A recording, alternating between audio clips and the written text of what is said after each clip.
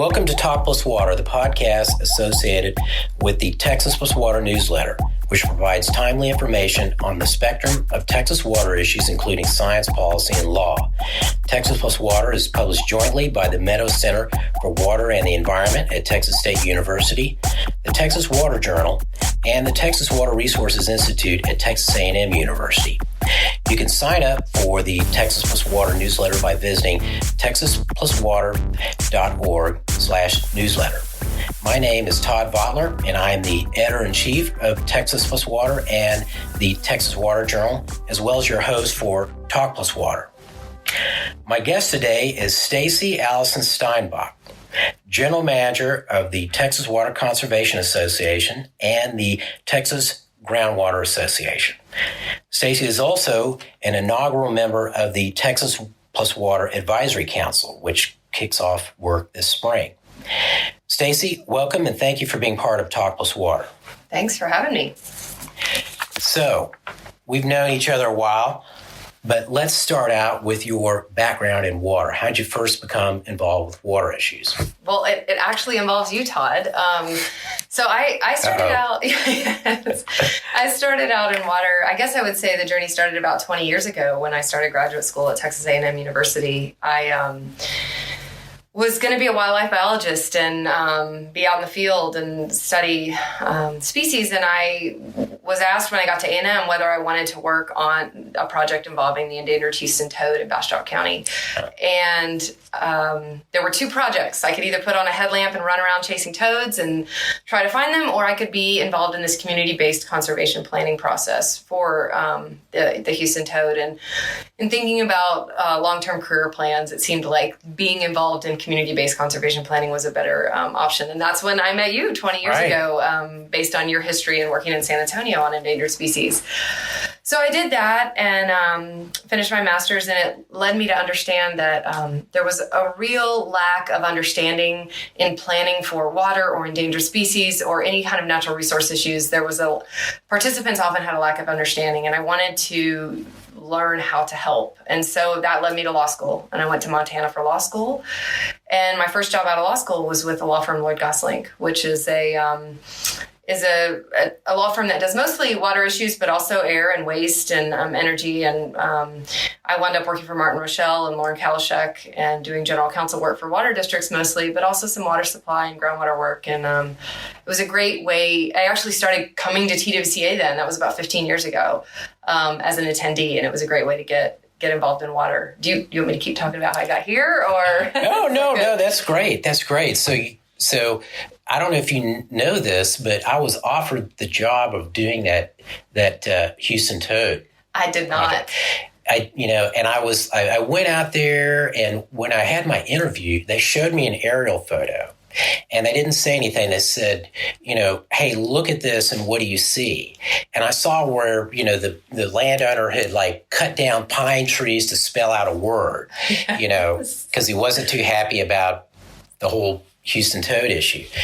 And, but, in a similar vein, when an opportunity came up at the same time to work with the River Authority, it was kind of a choice between, did I want to keep doing kind of the endangered species track or more of the water track? And I ended up doing kind of water endangered species track. Right. But, and also Montana. Yes. So, we have that in common. I spent a lot of time in Montana, and you have as well. And if you're not in Texas, being in Montana is pretty nice. I always say it's a great place to go to law school. The reason I was there is, because my husband, he was doing a PhD under Jack Ward Thomas, who was chief of the Forest Service under Bill Clinton, and a really great opportunity. And so, but when you go to law school in Montana, it's really small. I graduated with 75 people. Yeah.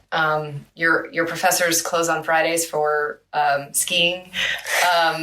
People. Well, that's the right way to do it. It's there are people who are born and raised in the state of Montana who, I love Texas and I'll always be a Texan, but Montana's close second. But then you've also got lifestylers, people who want to hunt and fish and hike in addition to go to law school. And I think I got a great education. It's a great place to go. So, yeah. And Lloyd Gosselink, they're involved with, water issues all over the state. I mean, that's a real, hot spot of water law And so being there, that's fantastic. But I like that you were, coming to these conferences that TWCA was putting on. That's how you originally learned about it and got interested. Yeah, it's so interesting. When I was a baby lawyer, Martin would take me to lunch with Leroy Goodson and Dean Robbins. And never in my wildest dreams did I think I'd be, in this position 15 years later. But we went to a lot of dive restaurants and listened to Dean and Leroy's stories, and they were always so nice to tell me what they were doing. So I feel like TWCA has been a part of my career since the beginning. Took a few detours. I went to work at the General Land Office in their legal services division and did coastal law and public state boundary law, which was really interesting. And then really wanted to get back to water. So in late 2010, I joined the Texas Alliance of Groundwater Districts, which is the Association for Groundwater Districts in the state of Texas. And so I did that for about 4 years until Leroy retired. And Dean and I had become very close colleagues at the Capitol. As you know, right. Those years from 2011 to 2015 were huge groundwater years at the Capitol. And so that meant that Dean and I collaborated and worked together a lot.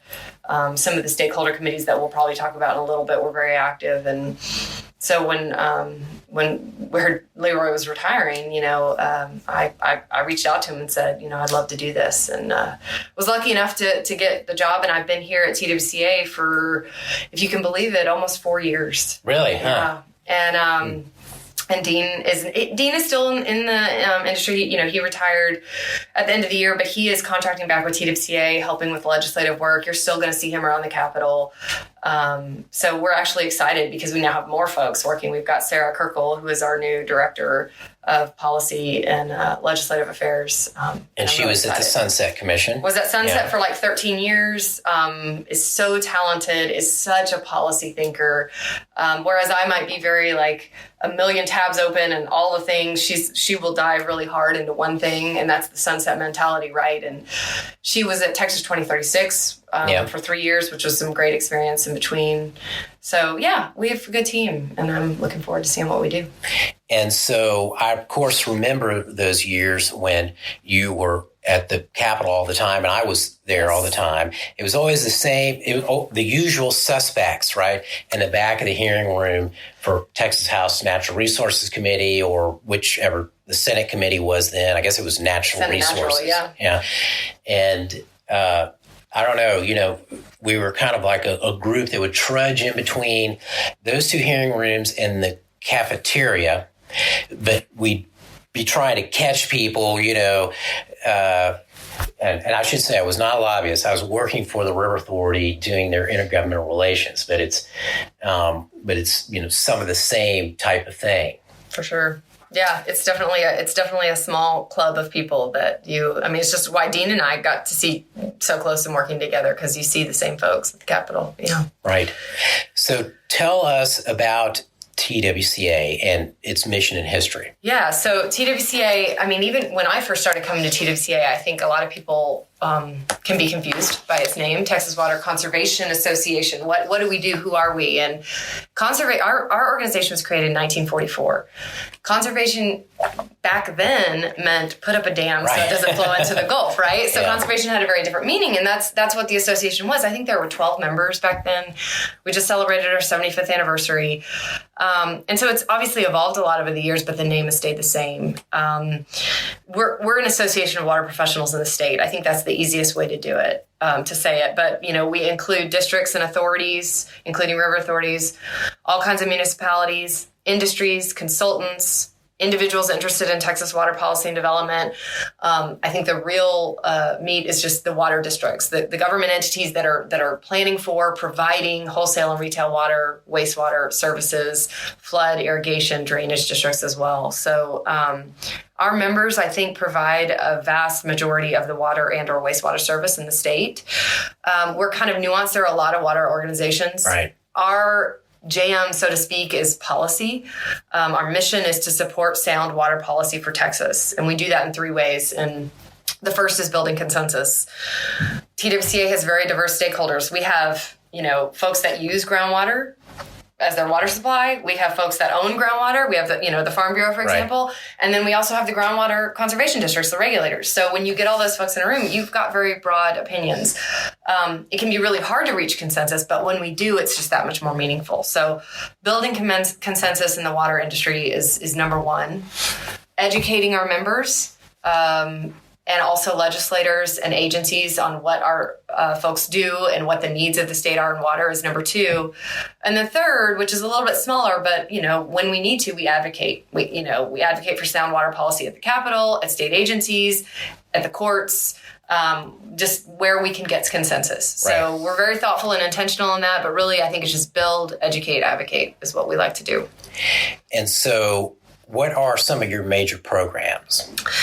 Yeah, so the first thing that I think most people know about is, we have 3 annual conferences, and that's how we educate our members. It's we have an annual convention, which is coming up. We'll be in Fort Worth next month. We have a mid-year conference, and then our fall conference, which is usually in San Antonio. We have anywhere from 300 to 450 folks that attend those events. They come for the presentations, but I think just as importantly, they come for the networking. There's so much value in the general manager of this irrigation district being able to meet up with the general manager of another irrigation district and talk about how to deal with things. I think if you ask people why they go to TWCA conferences, it's the networking. Right. But we have a lot of great speakers that come too. The other big program, and this is probably one of the things that I enjoy the most, and it speaks to my background in the community-based conservation planning realm, is our stakeholder committees. And you're probably familiar with some of these. You've participated on them. Right. The committee that was kind of developing legislation.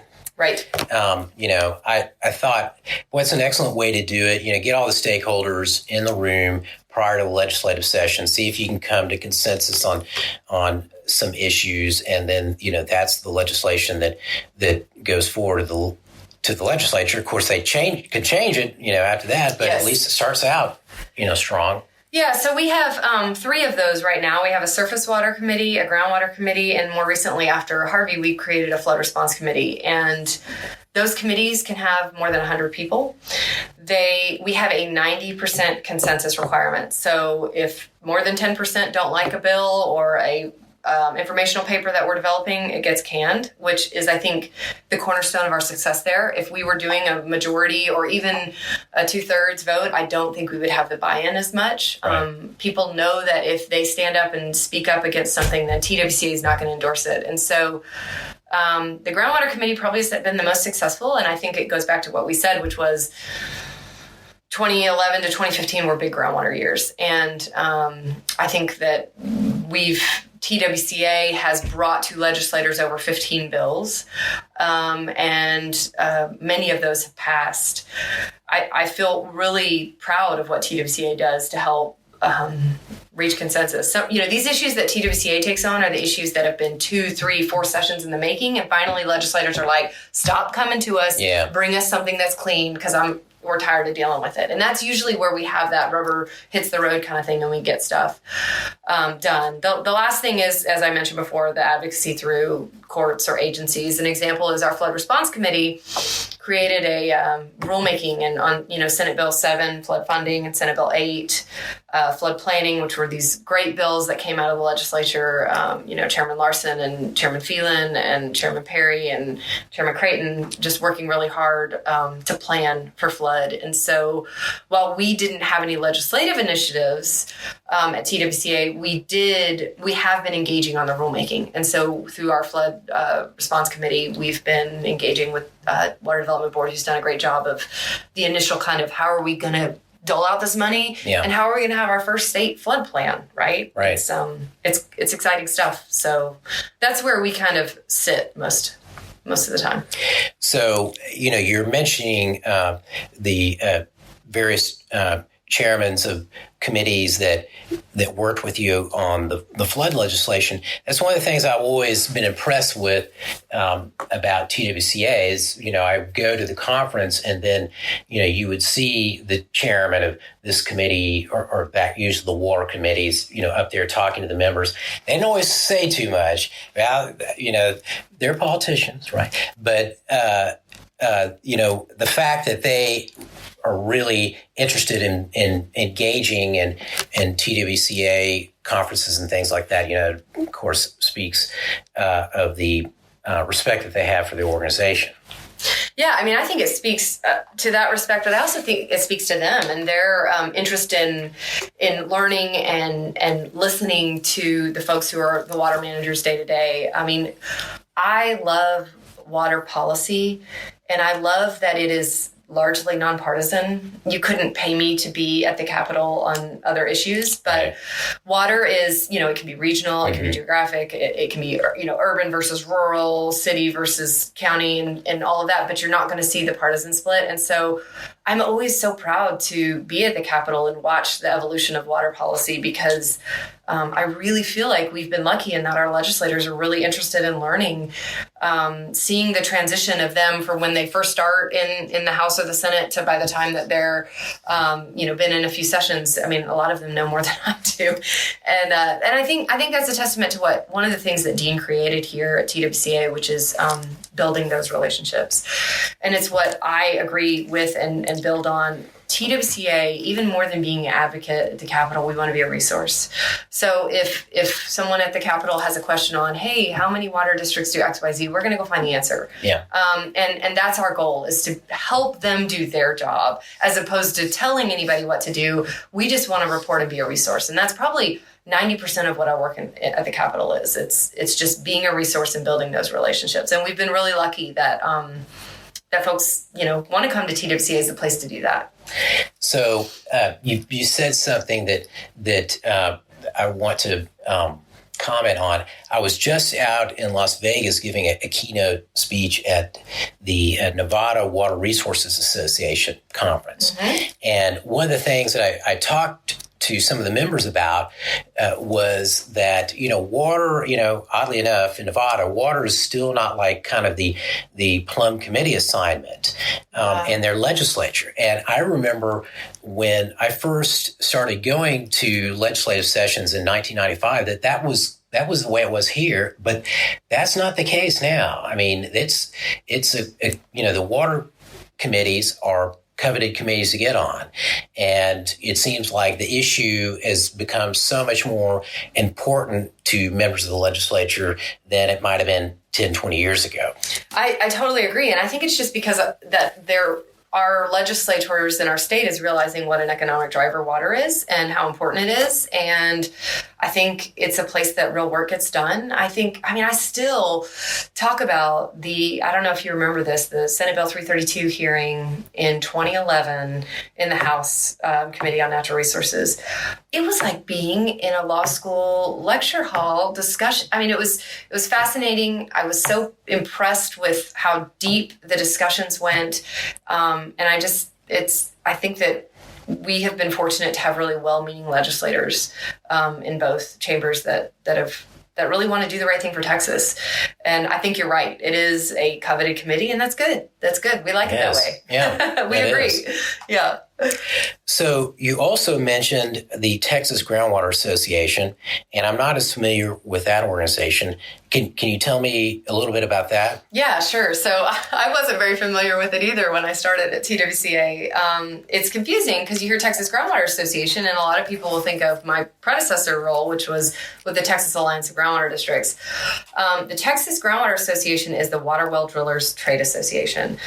They are almost 1,000 folks strong. Okay. And that includes, they have 3 boards. Contractors and drillers boards, which is your general drillers. They have a manufacturers and supplier board, which is your pump companies and your just equipment companies. And then they have a groundwater science board, which is your geoscientists. We've got quite a few independent geoscientists, but we've also got Kelly Vickers, who's a groundwater conservation district general manager. She's our incoming president this year. So they are an association. I think that relationship with TWCA probably started 20 or 30 years ago. I think it may even have predated Leroy's tenure as general manager. They pay a management fee. TWCA staff runs the association. That includes one huge annual convention every year in January, which is 600 people, 100 plus exhibitors, huge drill and race in the hall. We've got elections and board meetings and a bowling tournament, which is the most fun I've ever had at any conference That's ever. funny. I tell everyone they should go. So we have this huge annual convention in January. And then we also put on about 12 to 16 continuing education courses all over the state for water well drillers. And we have a staff of 5 here at TWCA. That was my next question. How many people you have to do all that? We are responsible for about 1,000 well drillers getting their continuing education classes. We offer continuing education classes at the convention, and then again in those 15 about regional CE classes where we get anywhere from 20 to 100 folks to come to those classes. Adeline Fox in our office, she's the director of communication, outreach, and membership. She kind of runs those CE classes, but we also have some contract drillers that help us run some of those because we can't be everywhere at once. Right. But yeah, so their main mission is association work. They're not as active at the legislature, but obviously when it comes to licensing and TDLR issues, very engaged, commercial vehicles. And then they will get interested. The Texas Groundwater Association had 3 members that participated on our groundwater committee at TWCA. Yeah. So it works, and they know what we do at TWCA. And I would say it depends on the staff person, but it takes up some of our time, but it helps TWCA. TDLR? Texas Department of Licensing and Regulation. Okay, so interestingly enough, it's interesting you bring that up. So well drillers are licensed through TDLR, which is also the place that manicurists and hair salons and all those are also licensed through. That licensing program used to be at TCEQ 20 years ago. They moved it to TDLR. I think TDLR is going under sunset now. I don't know that there's any plans to move it, but I certainly think there's discussions in the air. We have not, as TGWA, come out with a proposal or a position on that, but it's certainly being talked about. So between the two organizations, you're doing 5 major conferences a year, right? 4 major conferences a year, plus another 4 board meetings independently, plus different committee meetings, stakeholder committee meetings, and other group committee meetings, plus the 15 CE classes. It is a lot. Right. Our staff travels probably about 20% of the time, I would say, on average.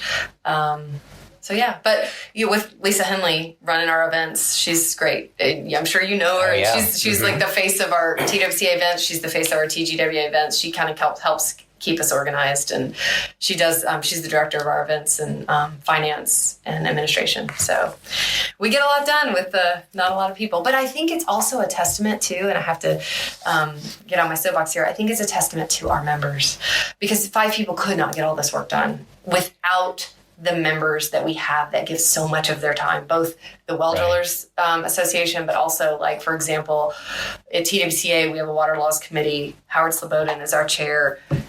If I had to pay Howard Slobodan for all the free legal work he has done for this association, we would be bankrupt. And I don't mean legal work in the sense of, actually representing, but just helping with me draft our letters to Water Development Board on Senate bills, our stakeholder letters, when we get involved in an amicus brief, the work that Howard and other lawyers and our board, it's just, they go to work, and we're very lucky for that.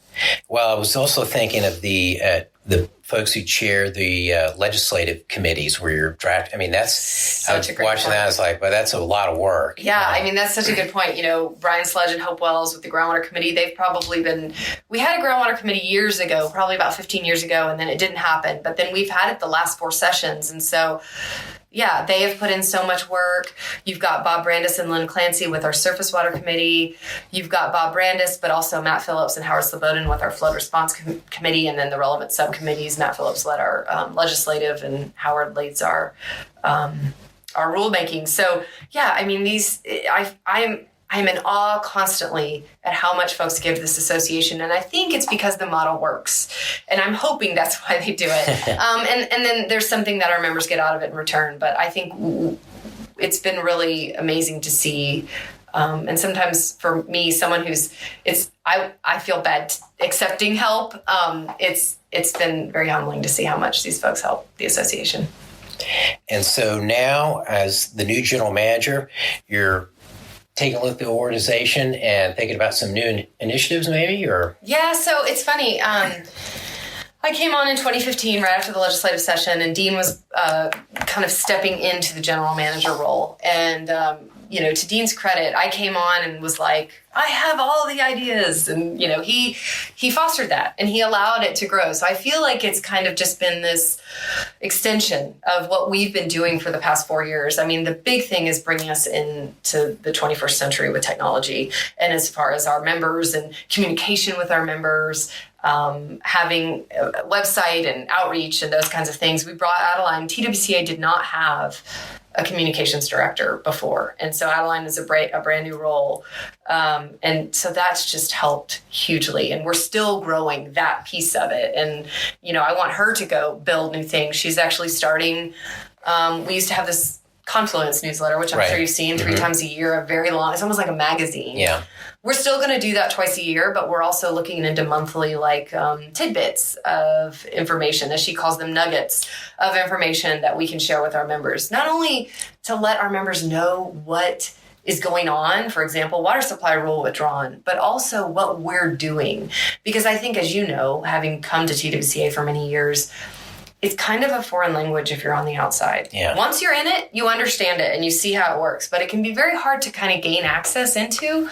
And so our whole goal is to make sure that people understand who we are and understand how they can get help from us. We want to make sure our members are happy. And then I really just think building on the consensus building things that Dean and Leroy started, is my goal. I think that that's the space where TWCA flourishes and provides the best service to the community, both the legislative community and our own members. So, but we'll see. We'll see what else comes out. I can't wait to see it. And so, obviously, I wanted to ask you how it feels to be the first woman to become TWCA general manager. It's funny. I actually asked Adeline this question this morning because I wasn't sure, but TWCA has only had 4 general managers before me. Right. So this is a job people keep. So I think it's, of course, it's an honor to be the first. I think the key thing is I won't be the last.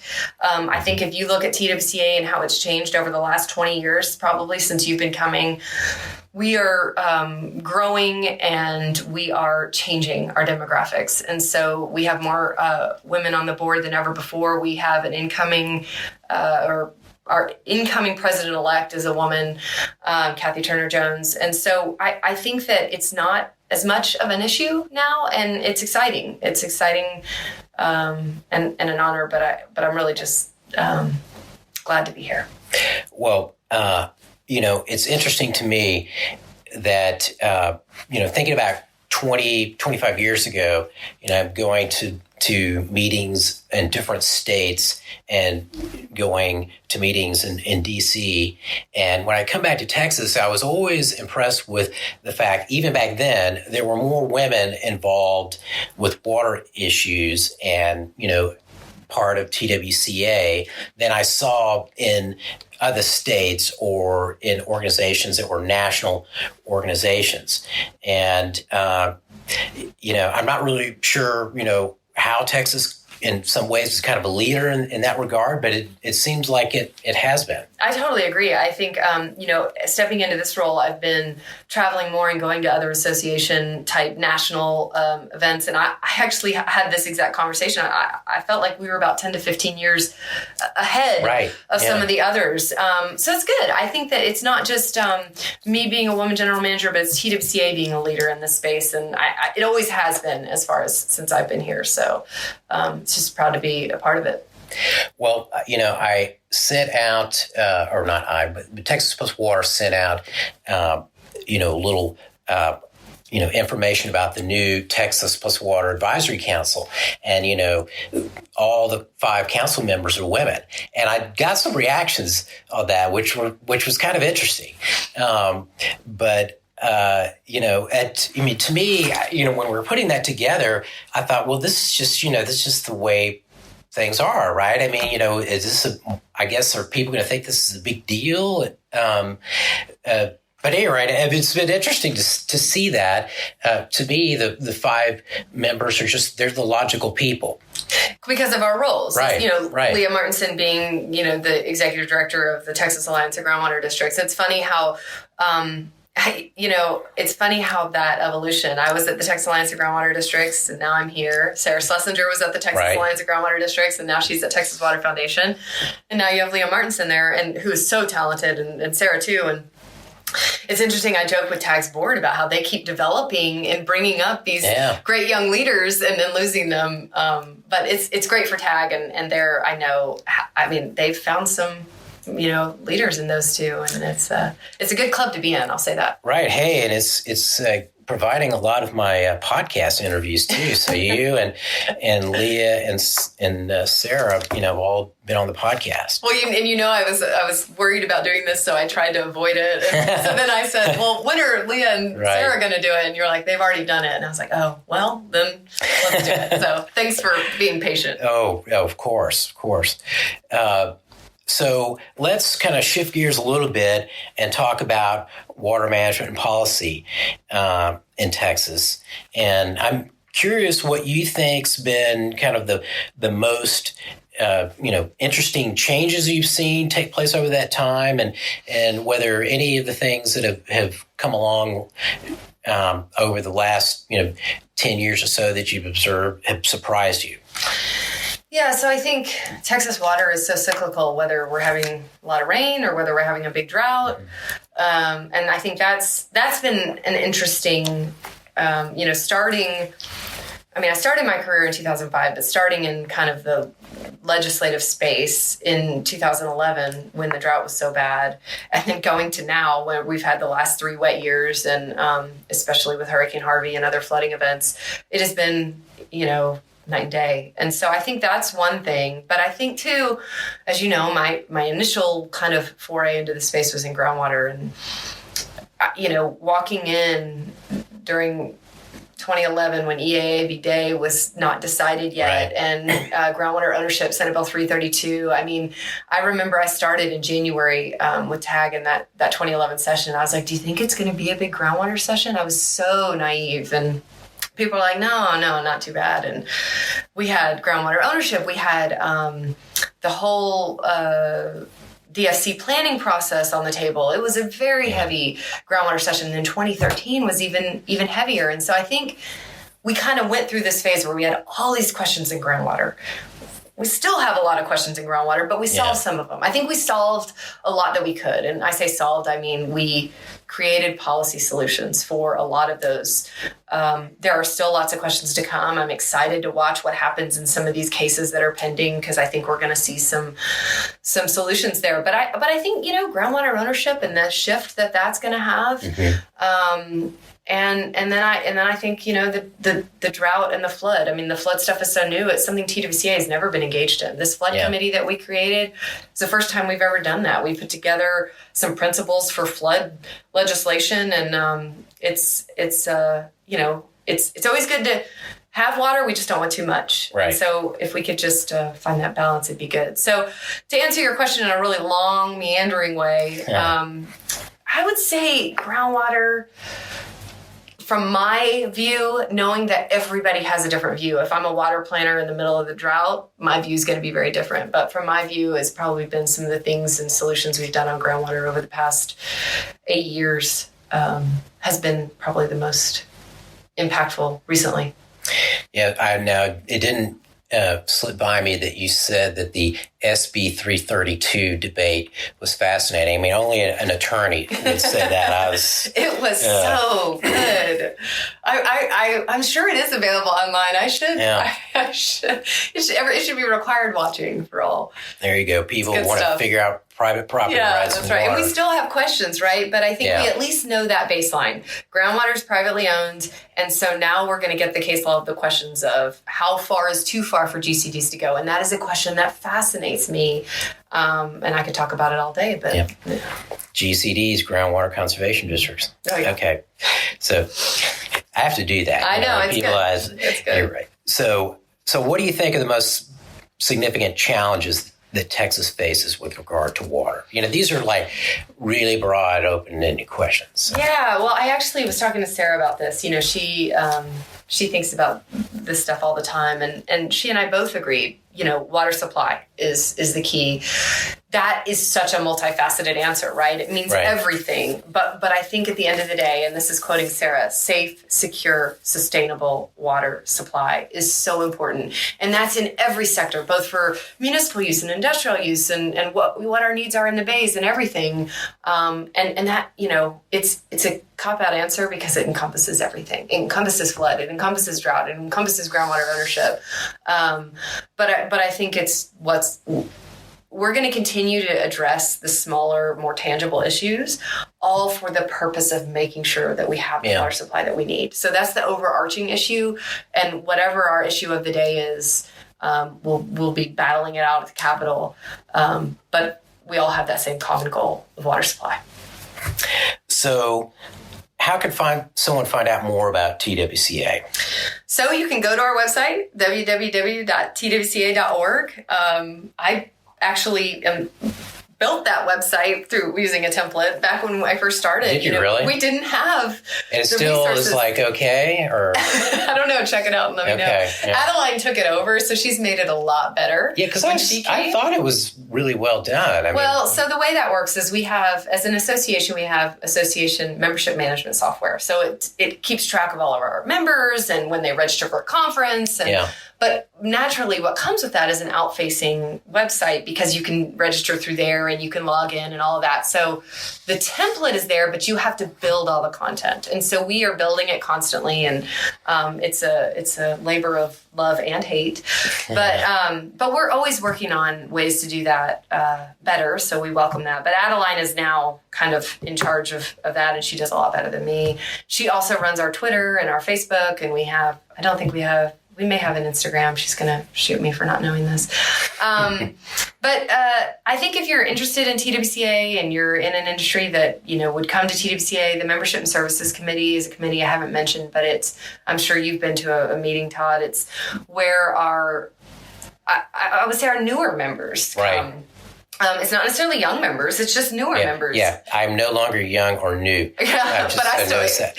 I'm no longer young or new, but I still go. And it's a place where they create new networking ideas. I mean, we're working with Barney Austin right now. Brave New World is a water film, and we're going to have a screening of it. And we're going to talk about that, because I saw that and I thought it was really interesting. I think people will be interested in it. Yeah, it'll be on our website, but April 21st, I'm going to forget the name of it's on Southwest Parkway, the theater out there. And it's this, international film about water supply, essentially. And we're going to have, kind of a Q&A. And we're looking to do more of that kind of stuff to reach our folks that, again, go back to the core of TWCA. And it's about networking and cross-collaboration and working with other professionals in your same field. And so that's a place to come learn more about TWCA and to figure out how you can get engaged. I had a long-term board member yesterday asking me questions about boards versus panels versus committees. And so we get it's confusing. And, always email me. I love to talk about TWCA, obviously, or Adeline or Sarah or Lisa or Becky. We enjoy it. So, yeah. Well, Stacey, it's been worth the wait to finally get you on Talk+Water. That's all I can say. Are you going to ask me about what animal I would be? Oh, that's right. Well, I was just trying to throw you off your game, but I will ask you that. So, Stacey, if you could be any animal, which would it be and why? So it's funny you asked this. I was so excited to answer it because Adeline, at her confluence, at the end, she asks the staff a random question every time. Right. Like, if you were on a sitcom, what would it be? And one time it was, what animal would you be? Yeah. And so I've spent a lot of time thinking about this. And to me, it's a moose. No question. Okay. So you get to live in beautiful areas. You have no real predators as long as you're a healthy adult moose, right? Yeah. And you're not having to be a carnivore or chase anything. And nobody messes with you. You're tough. You know what kills a lot of moose every year? Trains. Okay, so they would like end up having the standoff on a train and get hit by a train. as fellow Montanans. I read about that in the paper up there a lot. But if train is your biggest risk of death, then that's probably pretty good. You're doing well. You're doing well. There is a water connection, because they do like swamps. Yeah. And I do remember about 20 years ago, one winter in Montana, I watched a moose walk across Whitefish Lake when it was frozen over. We were sitting there, and all of a sudden, hey, well, there goes a moose on the ice. So good, a moose. Anyway, I love it. I had done homework on that before, so I was very excited to answer it. But yes, thank you for indulging me. Well, you're most welcome. And it's been fun. It's been fun. Yeah. All right. So this has been Talk+Water, the podcast associated with the Texas+Water newsletter, which provides timely information on the spectrum of Texas water issues, including science, policy, and law. My guest today was Stacey Allison Steinbach, General Manager of the Texas Water Conservation Association and the Texas Groundwater Association. Texas+Water is published jointly by the Meadow Center for Water and the Environment at Texas State University, the Texas Water Journal, and the Texas Water Resources Institute at Texas A&M University. You can sign up for the Texas+Water newsletter by visiting texas+water.org/newsletter. My name is Todd Votteler, the host of Talk+Water. Let's talk water again soon.